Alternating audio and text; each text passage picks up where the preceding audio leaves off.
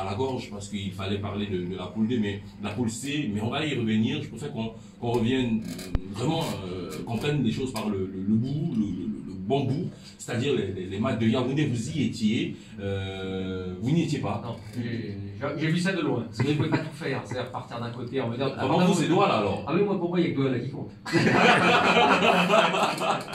En tout cas, vous avez au moins vu, j'imagine, à la télé, quelques séquences, l'organisation, telle que c'est parti. Premier commentaire, qu'est-ce que ça vous a arraché comme premier commentaire? Alors, est-ce qu'on va parler, on parle match ou on parle organisation? Organisation d'abord. Organisation d'abord? Ouais. Alors je dirais, voilà, je vais prendre des précautions d'usage, il y aura quelques améliorations à apporter pour la CAN.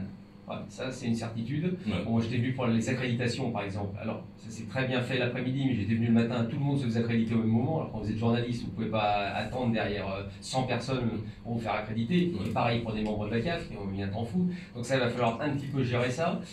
Certaines salles de presse, enfin notamment celle de Japoma, là j'étais très surpris. Parce qu'autant l'autre stade de Douala, c'était un peu différent, c'est un ancien stade qu'on a refait, donc on peut pas pousser les murs, hein, ça me paraît assez logique. Ouais. Mais alors, réussir à construire un nouveau stade avec une salle de presse aussi petite, je crois que là j'ai jamais vu ça.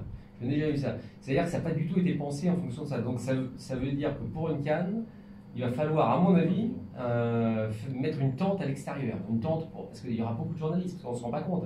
Mais là, il n'y a personne. Il ne faut pas oublier, là, il n'y a personne. Ouais. Mais quand vous allez faire la CAN, il y a 24 équipes, le même nombre de journalistes camerounais, voire un peu plus les pays qui vont venir. Donc ça veut dire que ça va être un embouteillage partout. Donc ça, il va falloir gérer. Et il y a plein de petites choses comme ça à travailler. Mais attendez, c'est dans un an. C'est justement pour ça que sert le CHAN.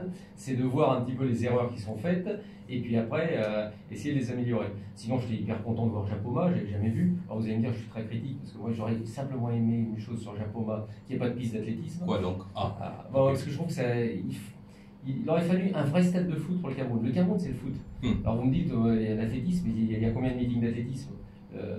L'autre stade, il y a une piste d'athlétisme. Partout, il y a des pistes d'athlétisme. Donc, je ne voyais pas la nécessité. À partir du moment où, à un moment, on se dit, bah, tiens, on va faire un vrai stade de foot pour les fans de foot. Parce que si vous avez 60 000 personnes ou 50 000 personnes dans un stade, une enceinte très proche de la pelouse, je peux vous dire que la pression, c'est pas la même. Puis ça fait vraiment match de foot. Maintenant, c'est vrai que c'est le choix de la construction depuis des années, de construire toujours avec des pistes d'athlétisme partout.